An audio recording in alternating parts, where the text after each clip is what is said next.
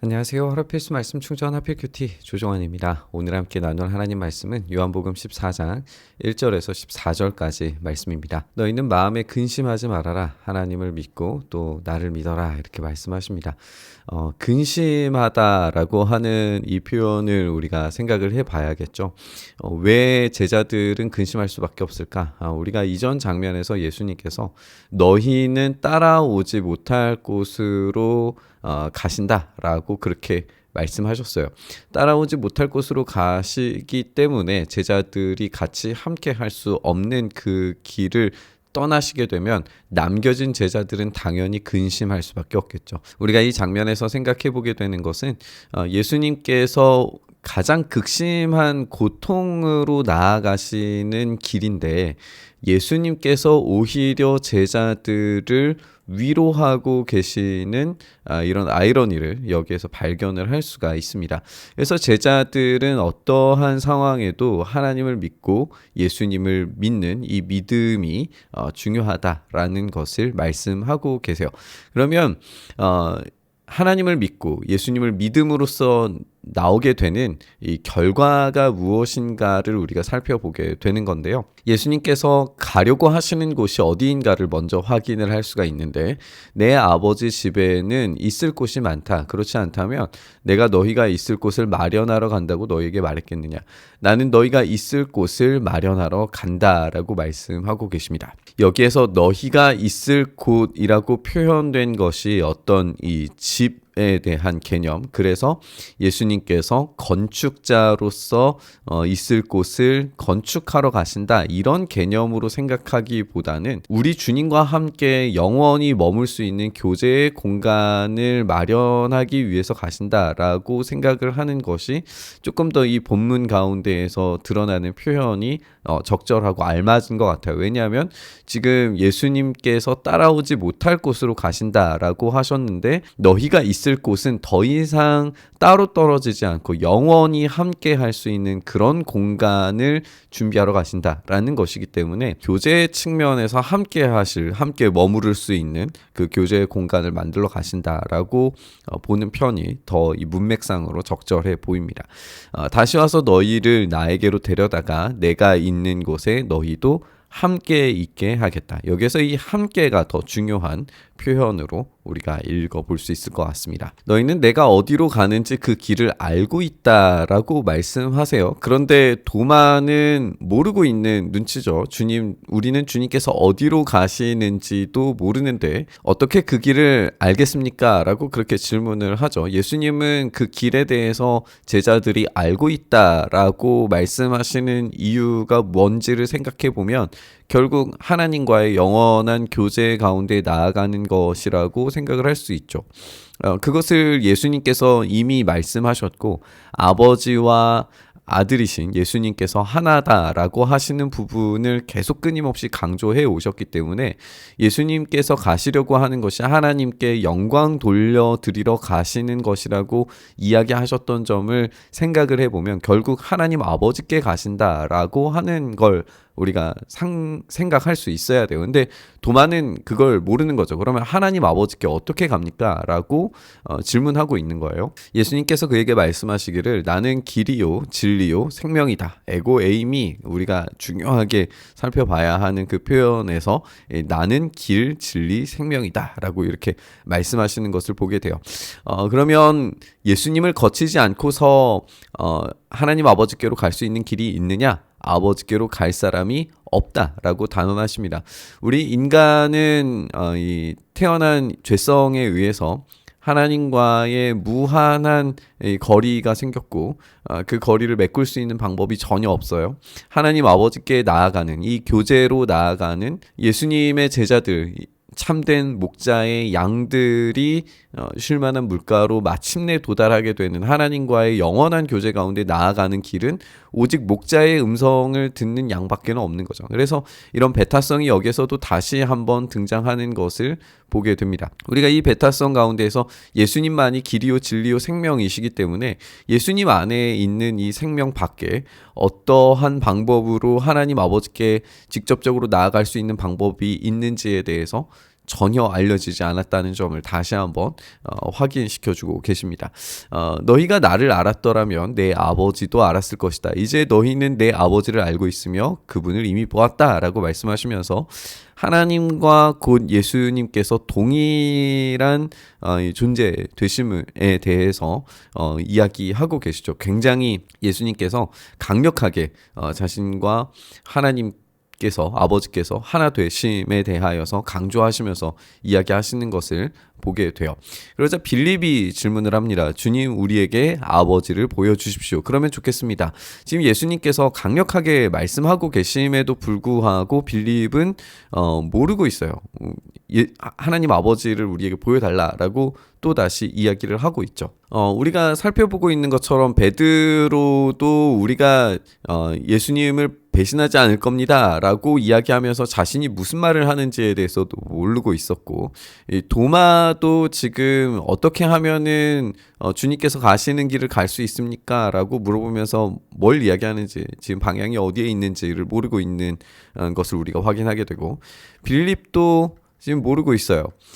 뭘 모르냐 하면 아버지와 아들 예수께서 하나이심에 대하여서 제대로 인식하지 못하고 있는 무지를 보여주고 있습니다. 빌립아, 내가 이렇게 오랫동안 너희와 함께 지냈는데도 너는 나를 알지 못하느냐? 나를 본 사람은 아버지를 보았다라고 아주 강력하게 선언하시죠. 그런데 어찌하여 우리에게 아버지를 보여주십시오 라고 말하느냐? 내가 아버지 안에 있고 아버지께서 내 안에 계시다는 것을 내가 믿지 않느냐? 내가 너희에게 하는 말은 내 마음대로 하는 것이 아니다. 아버지께서 내 안에 계시면서 자기의 일을 하신다. 이렇게 하나님께서 예수님 안에, 그리고 예수님께서 하나님 안에 두 분이 상호, 우리가 좀 어려운 표현으로 상호 내주하시는 그런 관계성 가운데 계시는 건데, 그것에 대해서 빌립이 제대로 이해하지 못하고 있는 거예요. 그러면 상호 내주하시는 아버지와 아들 예수님의 이 관계성에 의해서 예수님을 보면, 예수님을 따라가면 결국은 하나님 아버지께로 나아간다라는 것을 우리가 알 수가 있고 확인을 할 수가 있습니다. 그러면 예수님께서 하시는 기적과 어떤 일, 가르침, 이런 것들을 생각해 볼 때 결국 예수님의 일 자체가, 기적 자체가 하나님 아버지의 뜻을 성취해드리는 방법으로 이루어지고 있다라는 것을 우리가 알 수가 있죠. 그래서 하나님의 뜻이 이루어지는 그 예수님의 일하심들을 우리가 생각을 하면서 이 뒤에 있는 예수님의 말씀을 우리가 생각을 해봐야 돼요. 그건 뭐냐면, 내가 아버지 안에 있고 아버지께서 내 안에 계시다는 것을 믿어라. 믿지 못하겠거든 내가 하는 그 일들을 보아서라도 믿어라. 내가 진정으로 너희에게 말한다. 나를 믿는 사람은 내가 하는 일을 그도 할 것이고 그보다 더 큰 일도 할 것이다 라고 이렇게 말씀하고 계신단 말이에요. 그러니까 지금 예수님께서 하나님의 뜻을 완전히 성취하시는 그 십자가와 부활의 사건을 우리가 보게 될 텐데, 이 일을 통하여서 이루어지는 하나님의 뜻을 확인한다면 예수님을 따라가는 자들에게는 그보다 더 큰 일도 할 수 있다라고 말씀하고 계신단 말이죠. 여기에서는 기적이나 어떤 가르침에 대한 더 큰 일이라고 보기는 어려울 겁니다. 여기에서 기적에 대한 어떤 이 한정된 사건들을 생각을 하면서, 예를 들어 뭐 죽은 자를 다시 일으킨다든지 뭐 이런 것을 우리가 더 뛰어나게, 더 탁월하게 할 수 있다, 이런 식으로 이해되지는 않죠. 그러면 여기에 그보다 더 큰 일도 할 것이다 라고 하는 점은 예수님께서 사역하시는 사역의 반경 자체가 유대에 한정되어져 있다라는 점을 생각하면 더 큰 일, 하나님의 뜻이 이루어지는 하나님 나라가 온 세계와 열방을 통하여 이루어진다라는 점을 생각해 보면 자연스럽게 더 큰 일의 의미를 확인할 수가 있습니다. 하나님의 뜻이 예수님을 통하여서는 유대라고 하는 땅 안에서 십자가와 부활로 이루어지게 만드셨고, 예수님께서 그 아버지의 뜻을 온전히 성취하신 것처럼 제자들도 예수님의 뜻을 그대로 따라가게 되면 제자들이 이제는 하나님 나라가 모든 열방과 백성 가운데 이루어질 수 있도록 하나님의 뜻이 성취되고 이루어짐을 경험하리라는 거예요. 그것은 내가 아버지께로 가기 때문이다. 결국 십자가와 부활이라고 하는 사건이 있을 때에만 이 제자들의 더 큰 일, 하나님 나라가 온 세계 열방 가운데 이루어지는 것을 경험하게 되리라고 하는 거죠. 너희가 내 이름으로 구하는 것은 내가 무엇이든지 다 이루어주겠다. 여기에서도 이것을 단지 어떤 사건과 기적의 의미로 축소를 해버리면 우리가 기도하는데도 불구하고 왜 예수님께서는 다 이루어 주신다고 해놓고 이루어지지 않는가라는 오해가 생기겠죠.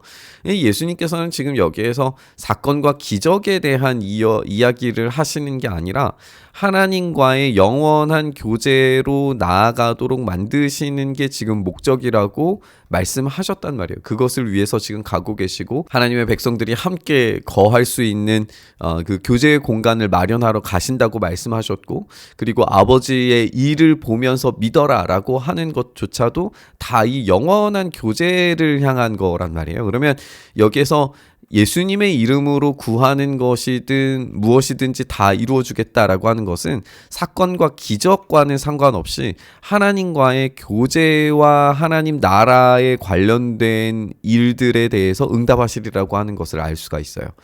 이렇게 생각하면은 우리의 오해가 좀 확실히 벗겨지게 될 것 같습니다. 이것은 아들로 말미암아 아버지께서 영광을 받으시게 하려는 것이다 라고 말씀하시면서 너희가 무엇이든지 내 이름으로 구하면 내가 다 이루어 주겠다. 이제 예수님께서 아버지와 함께 상호 내주하시면서 아버지 안에 예수님께서 계시고 예수님 안에 아버지가 계시듯이 이제는 예수님께서 우리 안에, 우리가 예수님 안에 있는 서로 상호 내주를 경험할 때 예수님께서는 아버지의 뜻을 이 땅 가운데서 온전히 성취하신 것처럼 제자들은 하나님의 뜻을 예수님께서 동일하게 이루신 것을 이제는 우리가 이루게 됨으로써 하나님 나라가 온 세계 열방 가운데 이루어지는 것을 경험하게 되리라고 하는 거죠. 그래서 내 이름으로 구하면이 결국 예수님께서 아버지 뜻에 온전히 복종하셨듯이 우리는 예수님의 뜻에 온전히 복종하게 되는 것이고, 그 예수님의 뜻 안에서 하나님 나라와 그 교제를 간절히 구하면 그 교제에 관련된 무엇이든지 이루어 주겠다. 확실한 하나님과의 영원한 교제 가운데 나아가도록 만드시는 그 일을 우리에게 약속하신 것을 보게 됩니다. 우리가 함께 살펴본 것처럼 오늘 이 말씀 가운데에서 예수님께서 강조하시면서 이야기하시는 것은 하나님과의 영원한 교제가 우리에게 약속되었고, 그 영원한 교제로 나아갈 수 있는 유일한 길이 예수님밖에 없다라고 하는 점입니다. 우리가 이 땅에서 살아가면서 홀로 외롭게 맞이하게 되는 무한한 어떤 외로움들이 우리에게 다가올 때가 있는데, 막막하고 도무지 우리의 힘과 능력으로는 해결되지 않을 것 같은 인생을 맞이하는 순간들도 있게 될 테지만, 영원한 하나님과의 교제 가운데 우리가 나아간다면 그 모든 외로움과 걱정과 두려움들은 한순간에 사라지게 될 겁니다. 오늘 이 본문 가운데서 그것을 우리에게 약속하셨고 예수님을 통하여서 그 영원한 교제로 나아갈 수 있다라고 확신을 우리에게 주셨기 때문에 우리가 이 말씀에 따라서 다시 한번 확신하며 하나님 앞으로 나아갔으면 좋겠습니다. 예수님을 통할 때 그 영원한 교제가 우리에게 준비되어져 있고, 무엇이든지, 그러니까 우리의 상황과 환경 가운데 고립되어져 있는 것 같은 우리의 상태라 할지라도 주님께 구하면 영원한 교제를 우리에게 허락해 주신다라고 약속하셨기 때문에 우리는 그 약속을 믿고 우리가 주님을 의지하여서 하나님께 구해야 되는 줄 믿습니다. 그래서 그 영원한 교제가 우리 안에 온전히 이루어질 수 있기를 간절히 바라고 소망합니다. 그리고 그 교제 안에서 풍성한 열매를 맺는 우리의 삶이 될 수 있었으면 좋겠습니다.